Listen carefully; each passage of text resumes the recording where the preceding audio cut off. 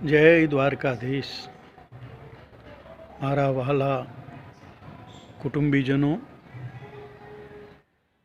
આજ ભગવાન દ્વારકાધીશની પ્રસન્નતાને માટે બે ચાર ઘડી સત્સંગ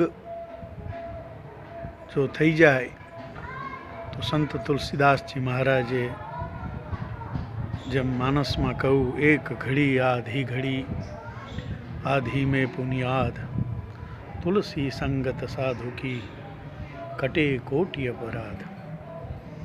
પ્રસંગ છે મહાભારતનો. પ્રસંગ આવે છે ભાગવતજીમાં પણ. અભિમન્યુના પત્ની ઉત્તરા એ વિવાહ કરીને જ્યારે પોતાના સ્વસુર ગ્રહમાં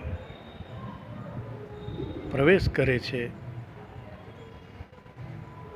ત્યારે એમના સ્વાગતમાં એમના સાસુમાં દેવી દ્રૌપદીજી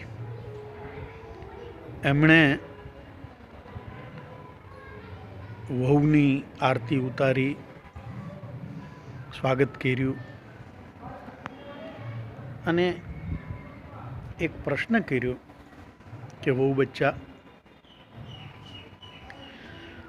આ સ્વસુર ગ્રહમાં તમારું પહેલું કદમ છે, તમારો પ્રવેશ છે.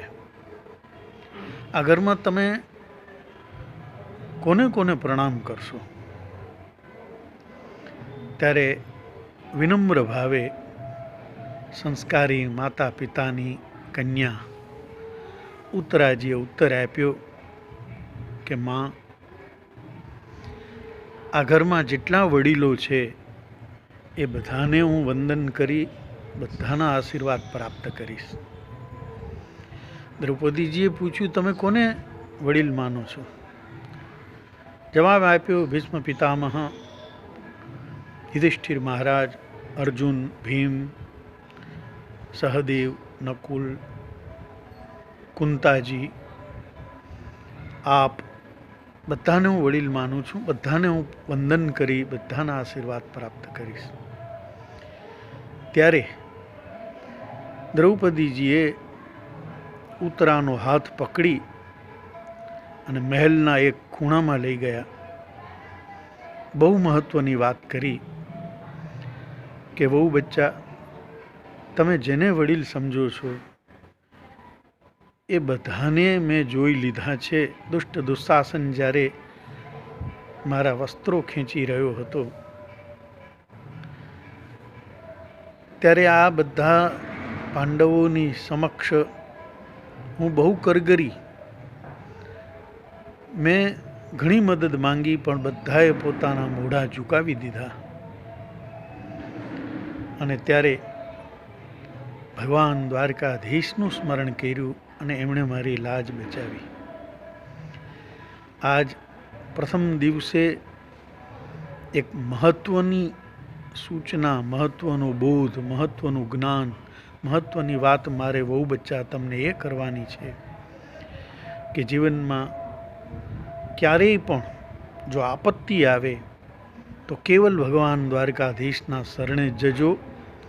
આ કહેવાતા વડીલો એ કોઈ દુઃખને દૂર નહીં કરી શકે. દુઃખ હરો દ્વારિકાનાથ, શરણ મેં તેરી. કેવલ ભગવાન દ્વારકાધીશની શરણાગતિ સ્વીકારવાથી જ દુઃખ દૂર થતા હોય છે. મારા પરમ મિત્ર અભયભાઈ ઠાકરના માધ્યમથી આ સત્સંગ આપણે શ્રીહરિના ચરણારવિંદમાં સમર્પિત કરીએ. પુનઃ આવતીકાલે કંઈ નવો વિષય લઈ અને આપની સમક્ષ હાજર થઈશું.